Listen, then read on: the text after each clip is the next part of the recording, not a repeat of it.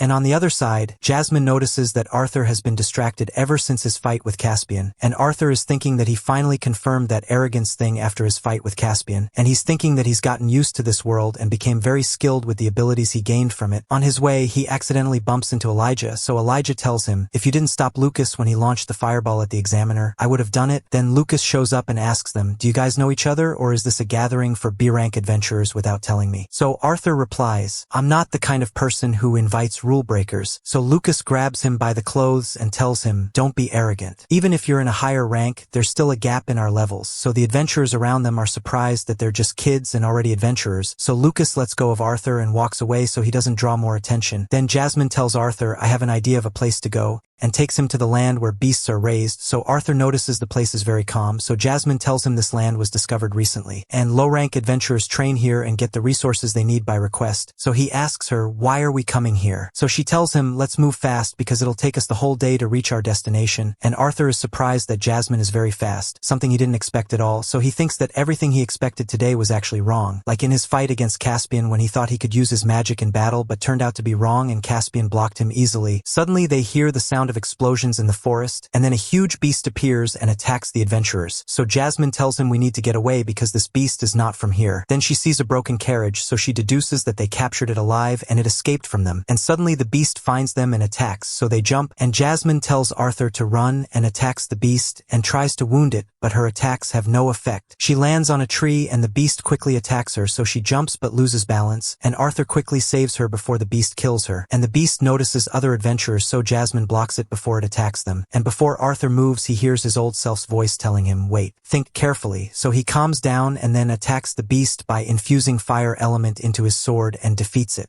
At sunset, the adventurers take the beast, and Jasmine tells Arthur everything went according to your plan, and removes his mask and pinches him and tells him upset, I was hoping you'd be more scared at that moment, so Arthur doesn't understand what he did wrong this time. At night, Jasmine tells Arthur she became an adventurer to escape her family, and tells him my family is called Flamesworth and produces generations of great mages, and they always told me that fire is the strongest element and I was so proud to be born in this family, and once I started learning magic early, my family had big hopes for me, and that's why when they found out I couldn't use fire element, they said I was good for nothing. So Arthur replies angrily, that's a weird thing to say. The mana core has many levels, but the elements don't have levels. What matters is how you use the elements, and Jasmine laughs because it's the first time she sees Arthur angry since he's always calm. So Arthur calms down and thinks to himself, I got angry because her story reminded me of my previous life. I was also good for nothing. Then he tells her, but what they did to you was really harsh, so she tells him she fought just like he did today one day, and got scolded by the Twin Horns members because she didn't know how to cooperate with those around her, and tells him they're the ones who taught me everything, and ever since I met them I started to change, so Arthur wonders if he too can change and protect all the people he loves. At the same time, Tesha is watching Arthur through a magic crystal and gets very angry because he's traveling with another girl, and her grandfather enters and tells her, if you're jealous of Arthur because he's trying something new, why don't you try something new too? And she asks, like what for example, so he gives her a book, and when she sees it she gets really happy.